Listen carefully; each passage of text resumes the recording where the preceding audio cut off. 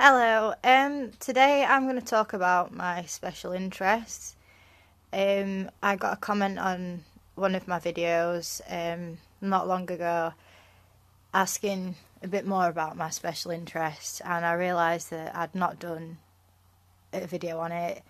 I'd not really talked that much about it, and I don't really talk that much about them to other people because it's kind of like my little thing that I have. Like, I like learning about stuff that I'm really interested in my spare time. That's like my alone time. But I'm going to share with you guys today which special interests kind of take over my life. So the main one, I'll do the main ones first because these are interests that have always been there. And, you know, some of them I'll leave for a bit and then I'll come back to them at a later date. But they've always kind of been a big part of me, if you know what I mean. So the first one is Middlewood Hospital, which was a Victorian asylum in Sheffield, where I'm from. And I used to live down the road from Middlewood growing up. I lived in the next village, and to get anywhere else you had to drive along the main road, and Middlewood was on the main road, on Middlewood Road. And I was just absolutely fascinated with it. It was this really scary black, like, you know, the black stone, almost Gothic Victorian building. Well, a lot of buildings. And, you know, there were a lot of trees in the area, and you could just see the clock tower poking up, and I just thought that was just so, like, I don't know, just there's something about that place that I've always found really interesting.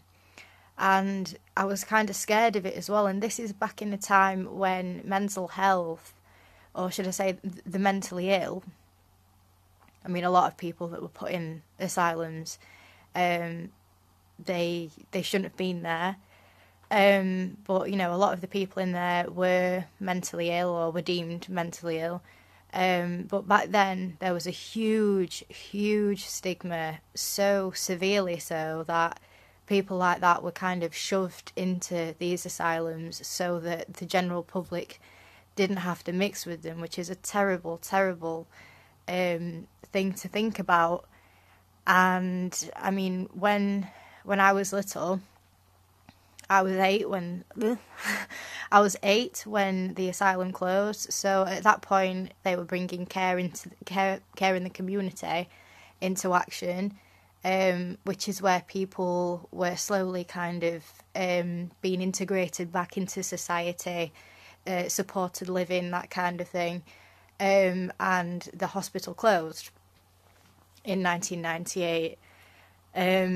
It was built in 1867, I think. Was it 1867 or 1897? I think it was 1867.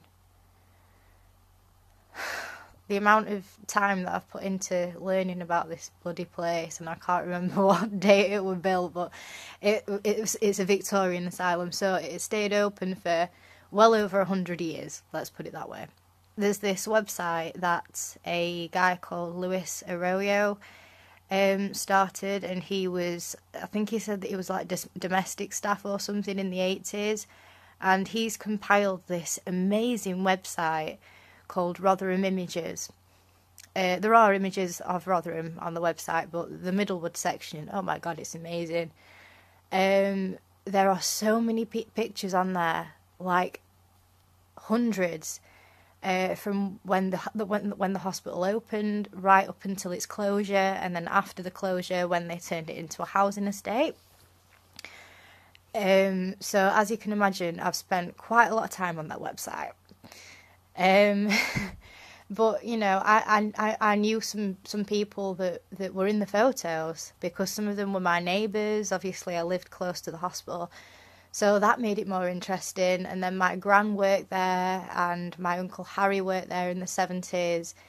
Everybody in the community had something to do with Middlewood in some way. So I think that kind of social aspect to it made it even more interesting to me.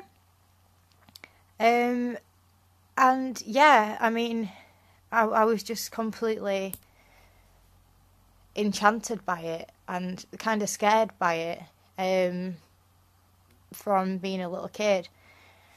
So, I mean, you know, I'm on history forums, local history forums and stuff like that. And I'm always checking for updates to see if anything's been posted about Middlewood. And I've read all the threads about Middlewood, and I just love hearing stories about it and, you know, looking at pictures of it and stuff like that. I just think it's really, really interesting. There is an episode of the BBC did a series of documentaries years and years and years ago called Man Alive.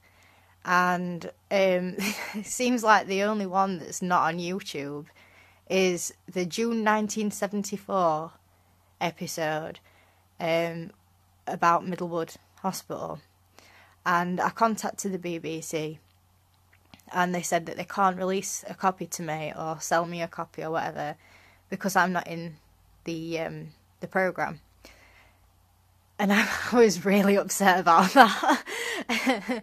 I did try and, you know, say, well, my Uncle Harry worked there and that I want to see if he's on it and that, but they weren't having any of it, so that was a bit gutting. So if anybody out there has got a copy of BBC Man Alive, June 1974, about Middlewood Mental Hospital, please get in touch with me and I'll buy it off you, or, you know, I'll pay to lend it off you even. I really want to see it.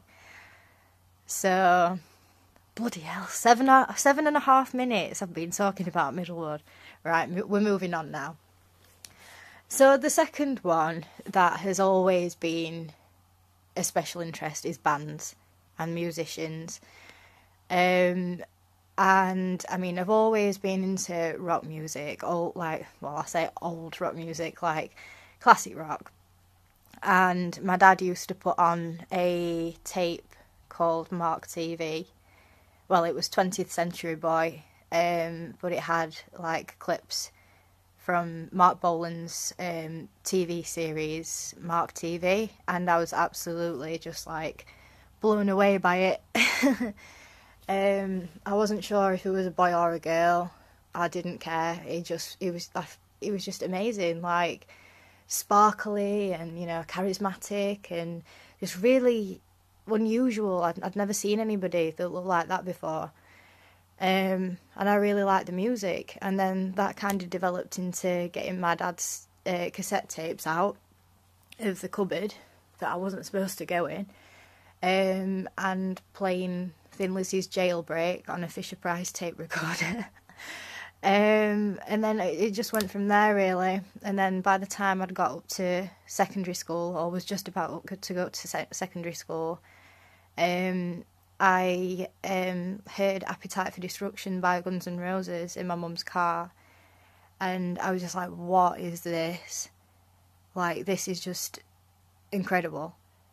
And that just really set things off. Like, yeah. And to this day, that's my favourite album in the entire world, and I listen to it every day. I mean, my taste has developed since then, obviously. You know, as you get older, you find new bands, or, well, not new bands, but you find bands that you've not heard before, and you fall in love with new bands and stuff like that. But I don't know, like, I just love everything about, like, classic rock and classic heavy metal, old school heavy metal. So, yeah. That's a huge, huge part of my life. the next one is abandoned buildings. I've always been interested in abandoned buildings. I wish that I'd got into Middlewood when it closed down. I can't stop thinking about Middlewood now.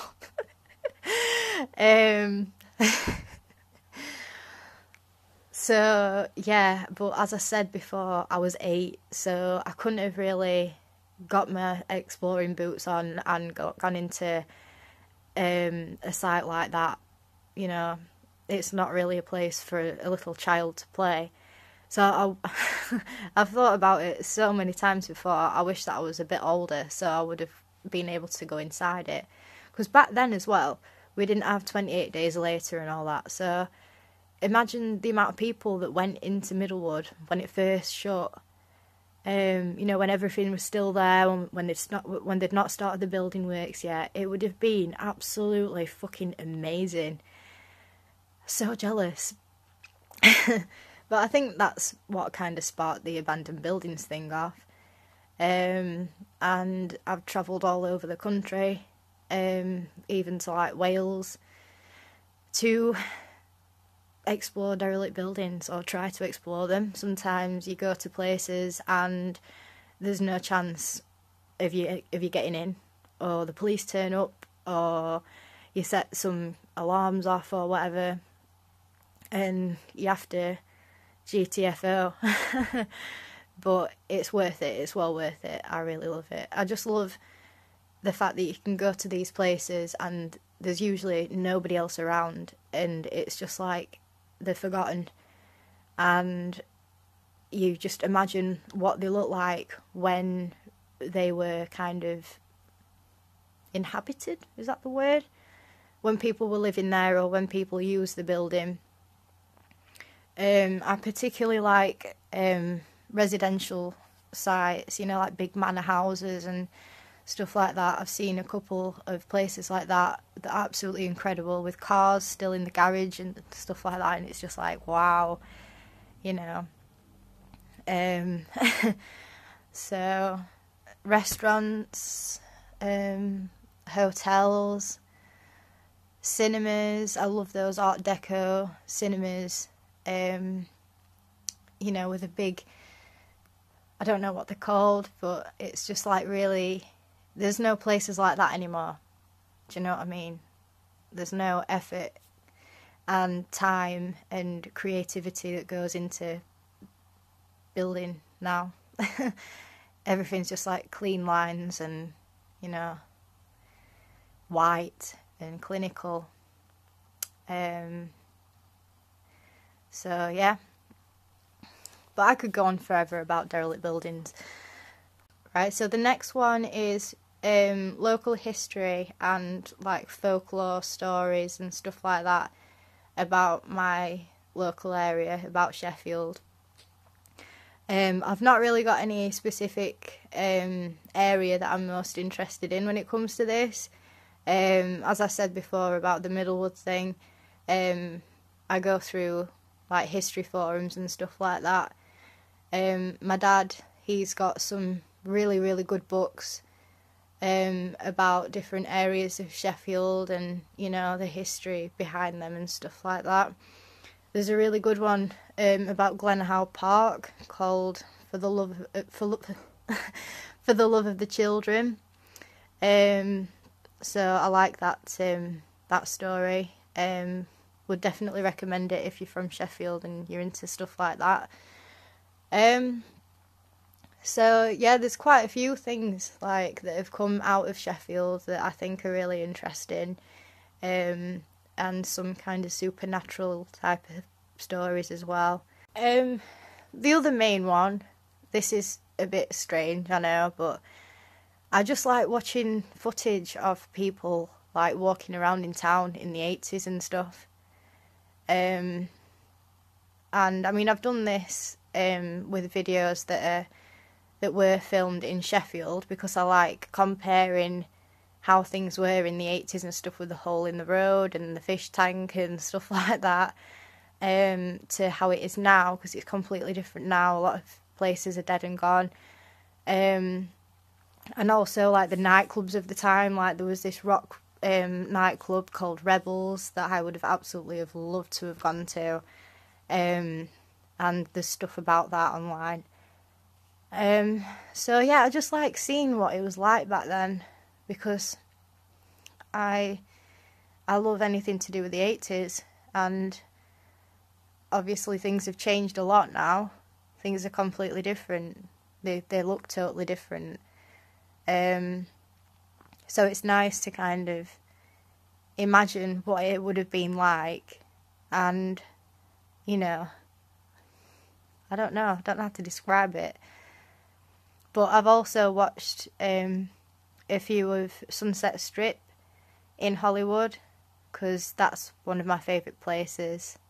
I've been there and walked down Sunset Strip listening to Guns N' Roses, wearing my cowboy boots and pretending it was the 80s. But there's some footage of on there, and you know, all the men had long big hair, and they were wearing really cool clothes and stuff, and all the bands were walking up and down handing the flyers out to promote the band nights, and it just looked absolutely incredible. I just like watching stuff like that, like visualising how things would have been back in the day, in an era where I feel like I belong, because I definitely feel like I was born too late.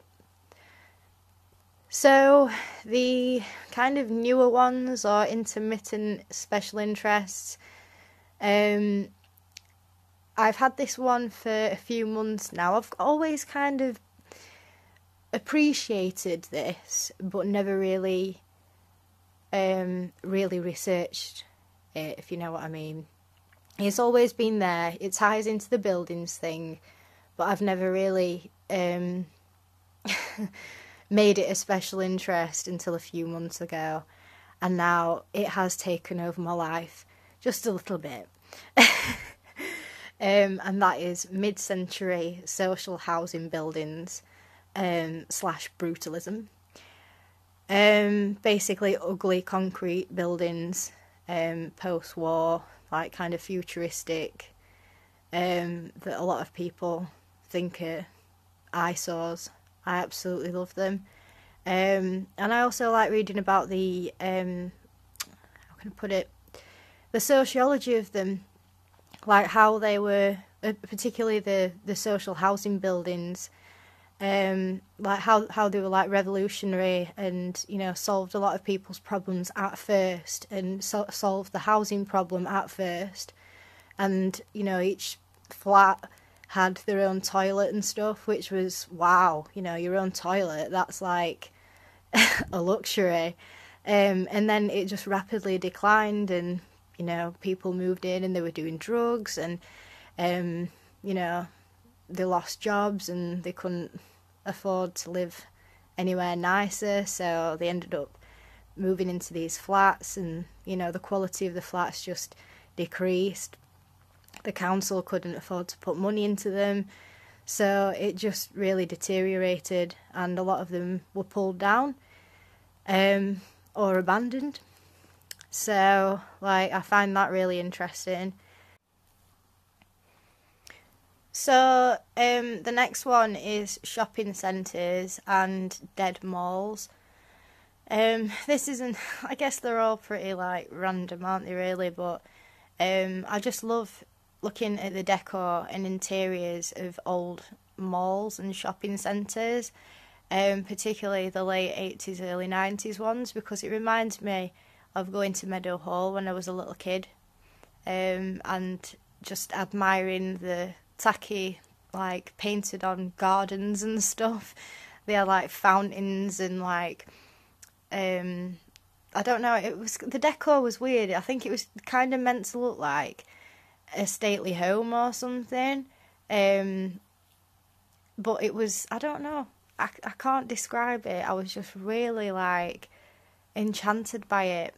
And they had fountains in there, and, you know, like at the side, in the middle of the escalators, they had like a stream thing, like a water feature where you threw your penny in and made a wish. And then we had the Warner Brothers shop with the rocket ship inside where the kids used to go and play. And and the Warner Brothers cinema and the arcade with the big car in it and all the old arcade games. It was just really special, and I used to love going to Meadow Hall and just walking around and looking at how things looked and stuff. And I can remember there was one wall in Middlewood and it was like black, but it had like like the odd coloured tiles in it, and it was just like 80s as fuck, and I loved it. It was so cool. I think it was outside the Disney shop. Oh my god, the Disney shop as well. At the back of the shop they had like a big like mountain of teddies, and then they had like a wall of TVs at the back of that with the latest Disney film showing on it. It was amazing. And now it's just really boring, and I think that's the case for a lot of shopping centres. Like, it's just like white and glass and minimal, and I don't know. I don't really like going to shopping centres and stuff like that. I don't really like shopping anyway. But if Meadowhall still looked like how it did when I was a little girl, then I'd be going there a lot. But I understand that they have to move with the times and everything. But yeah. And then there's loads of videos on YouTube. I think he's a guy called Ben. I follow him anyway, but I can't remember his full name. And he goes around America and looks for dead malls, like malls that are still open, but there's nobody inside. There's like 2 shops still open, but they've still got like the 80s music, like shopping music on. And it's really, really weird. But I find it quite intriguing. And I like looking at them on films as well, you know, like 80s films. Well, I like looking at the decor and stuff on 80s films and anyway, and how they used to dress and stuff, and yeah, I don't know. It's really difficult talking about your special interests, because I'm used to just keeping it to myself, really. I mean, I'll tell people what some of them are, but I'll not really say like why I'm interested in them and what interests me about them. It's like my little thing that I have, that I like learning about. So yeah, sorry if I'm not really making any sense. The other one is Frank Lloyd Wright. He was an architect, and he designed the what was it called now? The house that was in Blade Runner, where Sean, I can't remember a character in the film. The actress is called Sean, though. You know, that like Aztec kind of building? Frank Lloyd Wright did that one. Absolutely amazing. I forgot to visit that when I was in Hollywood, but when I go back, I will go back at some point. That's definitely on my to-do list. So yeah. And then my other favourite building he did is Taliesin. And his buildings are like, they work with nature, like they're very fluid and, you know, like really unusual, like lines and structure and everything. And it does feel very, I hate the word organic, but it is like, you know, like very organic and very, very natural, but kind of futuristic and very kind of mid-century at the same time, and I love all that stuff. Really beautiful buildings and really, really clever man. I do get obsessed with people now and then, not in like a stalkery, weird way or anything, but I was really kind of interested in Mike Tyson's life at one point. I just find him very, very interesting. He had a very colourful life, and I think his character's very interesting as well. I'd love to meet him and yeah, just shake his hand. And also his mansion in Ohio. I dreamed of going there for a long time. Obviously it's in Ohio, it's at the other side of the world, so there's no chance that I could ever go, and it's all been done up now anyway, but he had zebra print carpets. This was when he was in prison, obviously, so it was abandoned for quite some time. Zebra print carpets, massive TV, black marble circular bath. What else did he have? Like gold mirrored walls. A tennis court that said Team Tyson on it, or I think it said Team Tyson on the gates, I can't remember. No, there was a basketball court, sorry, that said Team Tyson on the floor, and then it said Team Tyson on the gate. I still remember that. It was just fucking beautiful. It was like a Scarface mansion. Just so fucking cool. That's exactly how I'd decorate my house if I had that much money. Like, oh, I'd love somewhere like that. Just really tacky and ugly, you know. Nobody else would like it, but I just fucking love it. So yeah, the mouldy, I wouldn't have like a derelict one, obviously. I'd have one fit for human inhabitation. But yeah, like it had a mouldy swimming pool with like chairs chucked in it and plants growing in it and that. It just looked really weird and creepy and cool. So yeah, but it's been done up now. It was done up a few years ago, I think. Because at the time when I had this like obsession with Mike Tyson, that was quite a few years ago now. And the other person that like I've always had a bit of like an obsession with is Steven Adler from Guns N' Roses. I just really respect everything about him as a person. Like, he's so honest and he owns up to mistakes he's made, and I don't know, I just think he's a really inspirational person, and he seems to be like really humble and genuine and down to earth and funny, and he values friendship and he values other people. And yeah, I'm just, as a huge fan of Guns N' Roses and Steven Adler, like, I feel kind of proud of him, like, for how he is now compared to how he was, like, a few years ago, for many years, because he's doing really well now and stuff, so, yeah, fangirl moment. I think I'll always be a bit obsessed with him. And recently in an interview, well, recently, it was like last couple of years, he asked Slash to go to a vegan restaurant with him in Hollywood. So, I mean, his wife's vegan, but if he goes vegan, then I'm going to love him even more. So, but yeah, before I go on and on and on about stuff, I'll leave it at that. Those are my main special interests.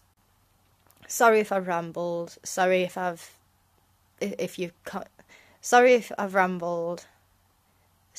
rambled.